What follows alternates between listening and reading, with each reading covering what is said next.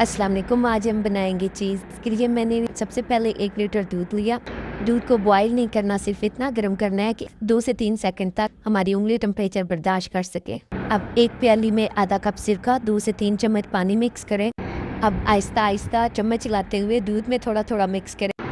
इस बात का ख्याल रखें कि चम्मच आहिस्ता आहिस्ता हिलाना है और इस पॉइंट पर आग बिल्कुल स्लो होनी चाहिए।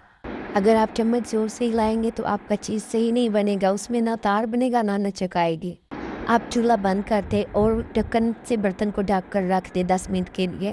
10 मिनट के बाद आपका दूध फट जाएगा, चीज़ अलग हो जाएगी और पानी अलग। आप साफ़ कपड़े की मदद से या छन्नी से छान लें ताकि सारा चीज़ अलग हो जाए।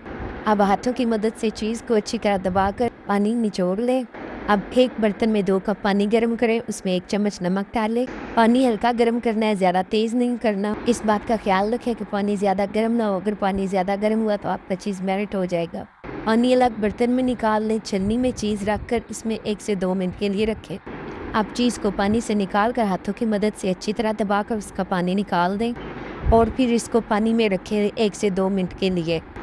आप फिर पानी में से निकाल कर हाथों की मदद से अच्छी तरह दबाकर पानी निकाल दें। ये अमल 4 से 5 बार करें। इस तरह करने से चीज़ में से सिरके का असर ख़त्म हो जाएगा और आपकी चीज़ परफेक्ट तैयार होगी। इस पॉइंट पर आपने हाथों की मदद से चीज़ को अच्छी तरह दबा कर पानी निकाल लिया उसमें से। आपने इस बात का ख्याल रखना है कि चीज़ में से पानी अच्छी तरह निकल जाए। अगर चीज़ में थोड़ा सा भी पानी रह गया तो आपकी चीज़ सही नहीं बनेगी।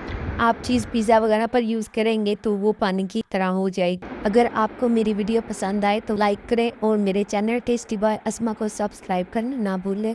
अगर आपको लगे कि आपका नमक वाला पानी ठंडा हो गया तो आप उसे फिर से गर्म कर लें।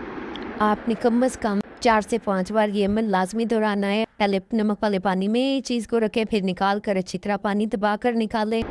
अब आप देख सकते हैं कि मैंने किस तरह चीज़ को अच्छी तरह दबा कर पानी निकाल दिया है। अब चीज़ को एक कटोरी में रखें और फ्रिज में 1 घंटे के लिए रख दें। आप चीज़ को 1 माह तक फ्रीज़र में रख के मुख्तलिफ़ खानों में इस्तेमाल कर सकते हैं। मेरे बताए हुए तरीके से आप चीज़ ज़रूर बनाना और मुझे बताना कैसी बनी है।